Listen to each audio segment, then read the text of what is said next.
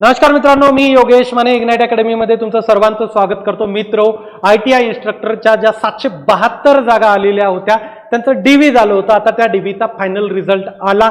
ज्यांना इलिजिबल म्हणून आलं अशा सर्व विद्यार्थ्यांचं इग्नाइट अकॅडमीतर्फे हार्दिक अभिनंदन. आता यावेळेस काय झालं की भरपूर विद्यार्थी नॉट इलिजिबल सुद्धा दिलेले आहेत. तुम्ही जर लिस्ट बघितली असेल तर त्या नॉट इलिजिबल कॅन्डिडेटची पण लिस्ट आलेली आहे. काही लोक अब्सेंटच राहिले डॉक्युमेंट व्हेरिफिकेशनला 1457 वगैरे मध्ये त्यांचं सिलेक्शन झालं किंवा त्यांच्याकडे असलेले दुसरे जॉब पण मिळालेले होते. असे विद्यार्थी गेलेच नसतील तर ती चांगलीच गोष्ट आहे, त्यांनी दुसऱ्यांसाठी ते जॉब सोडले. पण काही लोकांचं होऊ शकतं की एज्युकेशनलमुळे एक दोघांचा आलाही होता मला कॉल एज्युकेशन वाल्यांचा, बऱ्याच वेगवेगळे कॉलवर झालेत, भरपूर जणांना झाले. त्यांना म्हटलं आता थोडं थांबा, एकदा मी व्हिडिओ घेतो मग आपण बाकी हळूहळू गोष्टी डिस्कस करू.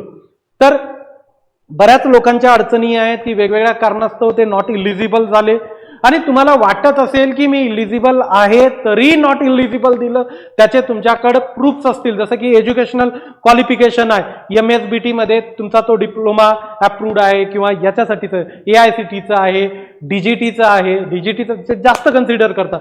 तर या सर्वांचे प्रूफ तुम्ही कलेक्ट करून घ्या आज उद्या. आणखीन आता कसं आहे की थोड्या वेळापूर्वीच त्या गोष्टी आल्या, मी माझ्या पहिल्या सेशनमध्ये होतो, ते सेशन झालं की काही गोष्टींना मी चेक केलं, राहिलेल्या सर्व गोष्टी उद्या व्यवस्थित केअरफुली बनवेल आणि मी परवाला सुद्धा घेऊन येईल. पण एक थोडंसं रिलॅक्स करण्यासाठी सांगतोय, जर तुम्हाला जेन्युइनली वाटत असेल की तुम्ही इलिजिबल असून सुद्धा नॉट इलिजिबल झालं, काही चुका असतील तर याचा तुम्ही DVETला जाऊन भेटून येऊ शकता. जे काही प्रॉब्लेम आहेत ते काही प्रॉब्लेम सॉर्ट आउट करतात. 1457 मध्ये सुद्धा काही विद्यार्थ्यांना नॉट इलिजिबल दिलं होतं, पुन्हा त्यांनी सॅटिस्फाईंग उत्तरं दिली आणि ते पुढे इलिजिबल झाले. तसं होऊ शकतं, काही प्रॉब्लेम नाही, फक्त खूप उशीर नका करू. राईट, एकदा उद्याला बरेचसे डॉक्युमेंट वगैरे सपोर्टिंग तुम्ही जमा करा, परवाला तुम्ही जाऊन या. ही एक गोष्ट.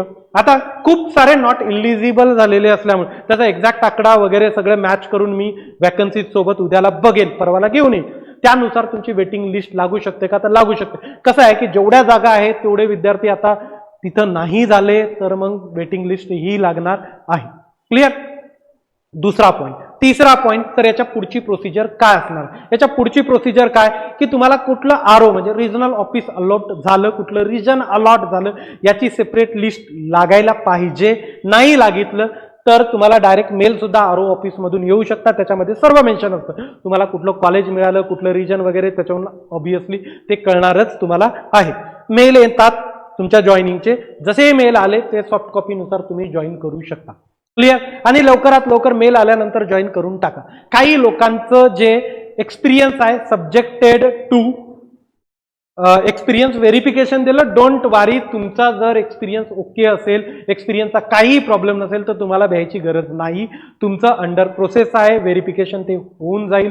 होऊ शकतं काहींचं असं, आता माहिती नाही एक्झॅक्टली ते काय करणार, मी एका दिवसामध्ये तुम्हाला पूर्ण माहिती देतो. राईट, की होऊ शकतं की व्हेरिफिकेशन झाल्यानंतरच तुम्हाला ते जॉईनिंग देतील किंवा जॉईनिंग देतील आणि त्या जॉईनिंग लेटरमध्ये असं मेन्शन करतील subjected to your experience verification. Right, बऱ्याच जणांचं ते व्हेरीफाय झालं, कन्फर्म आहे, त्यांना इलिजिबल दिलं आणि त्याच्या खाली काही कंडिशन टाकलेल्या नाही आहे. राईट, त्यामुळं जर तुमचं कन्फर्म व्यवस्थित एक्सपिरियन्स असेल तर तुम्हाला काही टेन्शन घेण्याची गरज नाही. एखाद्या चुकीनं त्यांच्याकडून नॉट इलिजिबल वगैरे झालं तर DVET ते प्रॉब्लेम सॉर्ट आउट करते, पण त्यासाठी तुम्हाला चेक करावं लागेल की एक्झॅक्टली तुमचे काय प्रॉब्लेम आहे.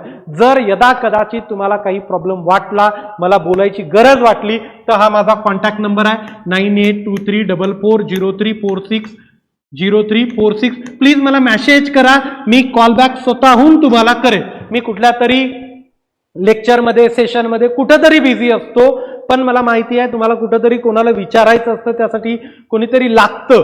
राईट, तर मी त्यासाठी तुम्हाला माझा पर्सनल नंबर दिलाय, हा माझा पर्सनल नंबर आहे. प्लीज ओके, सो मेसेज करून ठेवा, मी नक्की तुम्हाला रिप्लाय करेल. काहीही डाऊट असेल तर आपण तो सॉर्ट आउट करण्याचा पुरेपूर प्रयत्न करू. मी इथं थांबतो. Thank you so much guys for listening. Thank you so much. पुढच्या 2 दिवसात सर्व काही घेऊन येतो परवाला. राईट, तोपर्यंत सर्व माहिती काढून तुमच्यासाठी घेऊन येतो. Don't worry about it. ठीक आहे, थँक्यू सो मच.